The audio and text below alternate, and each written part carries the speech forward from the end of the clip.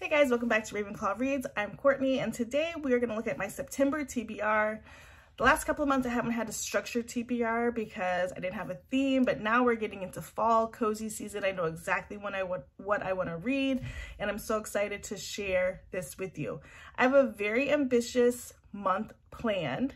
And for those that have been on my channel before, my TBRs are generally just plans of reading. Sometimes I might deviate or add things, take things away. I'm very much a mood reader, and so that plays a huge part in what I want to read. But I recently got a bunch of books for my birthday, and so I want to share kind of what I'm thinking about reading for September. Okay, this is my TBR. So let's see if I can balance it here. Okay, so like I said, I have a very ambitious TBR. I originally had sorted these last night in sort of like a what I want to read each week, but I don't know how feasible that is. I have a list that I'm going to read, and then we'll see how I tear them down. So let's start with the digital, because there's a lot of physical books this month, and I don't know how many ebooks I'll read. However, that might change. So, okay, so I've always pre-ordered some books, and the first book on my list of physical books I just purchased, but I also have it digitally, so that's fun for me. Okay, but my digital books that I want to read, the first one is Divine Rivals. Everybody's talked about this book. It's by Rebecca Ross. Try to pull it up here. I'm sure you guys have heard of it. And this book, I think it's like a enemies to lovers fantasy romance. Excited to read that. I don't know much else about it. Some booktubers that I watch, excuse me, are going to actually do a book club with this. So I decided to join that book club and see if I can keep up. And then the other thing that sounds kind of cute to me is called Plot Twist by Bethany, I think Turner. It was on Kindle Unlimited. I started reading it on Saturday. I'm about 7% in. I have no idea what happened. I have to remember. But I'm somehow in this sort of niche of writer, author books, and romance combo. So I definitely want to read those. I don't have any specific plans on when and how, but that's what I want to read. Okay, now starting off the month strong, today's the 5th. I've already finished 3 books that were on my list to read. So the first was The Book Proposal. I purchased that book a few weeks ago, and that was really cute. It was on Kindle. And then I planned to read Thunderhead by Neil Shusterman, just finished that. And then this is book 2 in the Scythe series. Arc of a Scythe is the series. And then for my Babysitters Club reread, I was on book 12, so I finished that already. So those I'm going to set to the side. Okay, so my stack of books. The first book I would like to read at some point this month is Maybe Meant to Be. This is by K.L. Walther. She wrote Summer Broken Rules, but also What Happens After Midnight. This is a YA book, possibly. I found it in the romance section, not in the YA, so. But it says, everyone at the Bexley School believes that Sage Morgan and Charlie Carmichael are meant to be. Even though Charlie seems to have a new girlfriend every month and Sage has never had a relationship, their friends and family all know it's just a matter of time until they realize they are actually in love. When Luke Morrissey shows up on campus, his presence immediately shakes things up. Charlie and Luke are drawn to each other the moment they meet, giving Sage the opportunity to spend time with Charlie's twin brother, Nick. But Charlie is afraid of what others will think if he accepts that he has more than a friendship with Luke. And Sage fears that if she lets things with Nick get too serious too quickly, they won't be able to last as a couple outside of high school, and they'll miss their chance at forever. Charlie and Sage will need to rely on each other and their lifelong friendship to figure things out with the boys they love. So that sounds really cute to me. It's not that long. It's like 327 pages. I haven't had the best luck with K.L. Walther books, honestly. They've always been just mid for me, so I'm interested to see how this goes.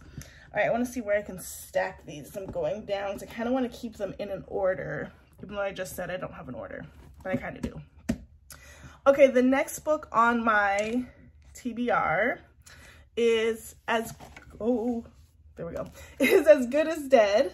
I've already started this book. I'm about 65 pages in. I started at the end of last month, decided not to proceed with it, but I do want to finish this book. This is the 3rd book in the A Good Girl's Guide to Murder series. And I've heard this is not as good, but I just want to read it so I can say that I've finished the series. That's really important to me.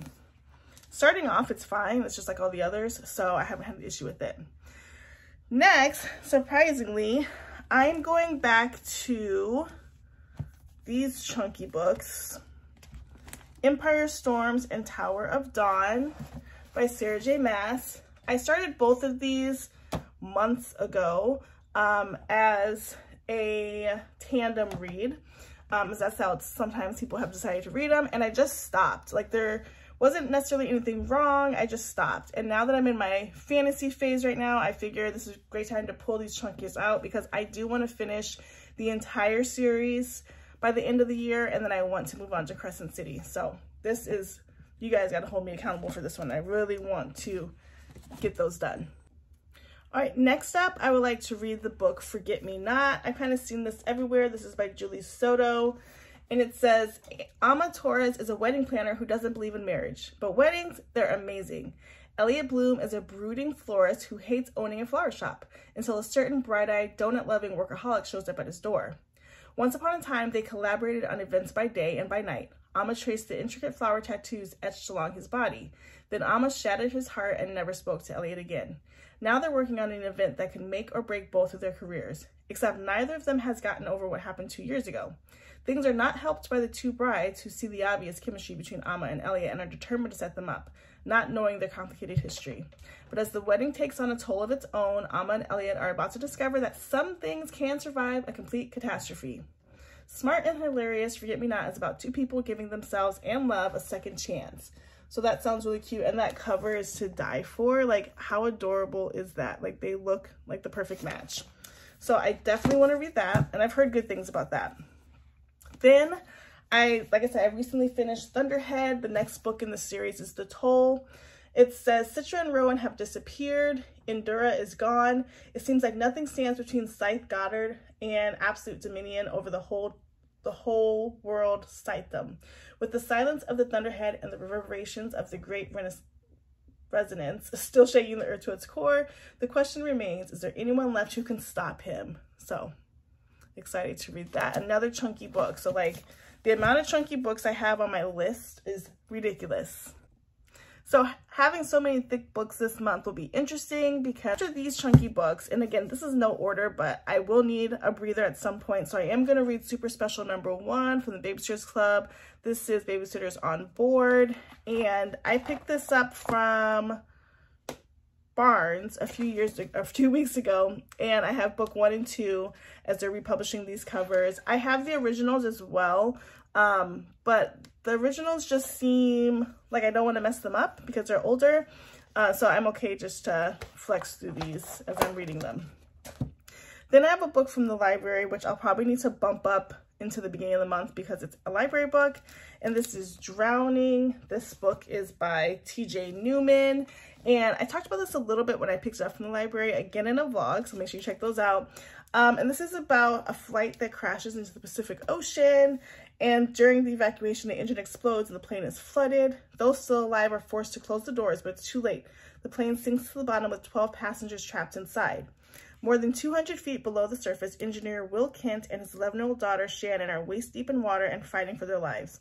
Their only chance at survival is an elite rescue team on the surface led by professional diver Chris Kent, Shannon's mother, and Will's soon-to-be ex-wife, who must work together with Will to find a way to save their daughter and rescue the passengers from the sealed airplane, which is now teetering on the edge of an underside cliff.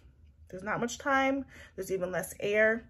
With devastating emotional power and heart-stopping suspense, Drowning is an unforgettable thriller about a family's desperate fight to save themselves and the people trapped with them.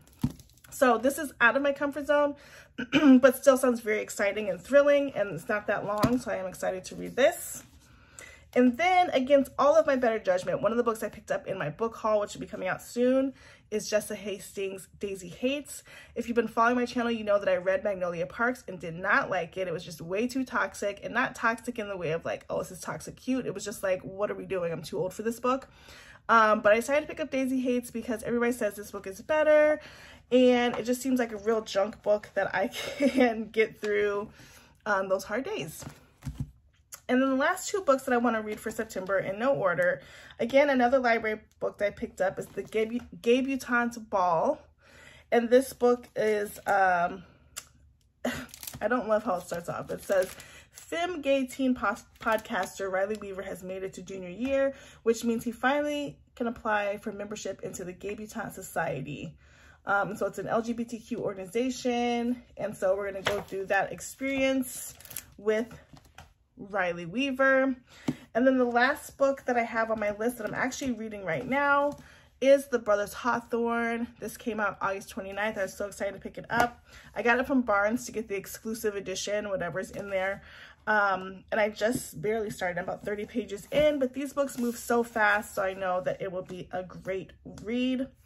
I also did not put on this list yet my Book of the Month Club books, which probably won't get read this month. And then I also have The Long Game coming today in the mail. And I don't know if that will be on this list or not. So, like I said, very, very, very ambitious. I don't know how many I'll get through. I have a lot of chunky books. I'm in that fantasy mood, and so I'm going to sort of go with the flow within these books. So comment down below what books you plan to read for September. I would love to hear it. Let me know if any of these books you've already read or plan to read. And until the next video, be sure to like, comment, subscribe. I post on Thursdays and Sundays. If you haven't subscribed yet, again, check out some of my older content to see if it's content that you like. And if you like it, subscribe. We'll talk to you in the next video, guys. Bye.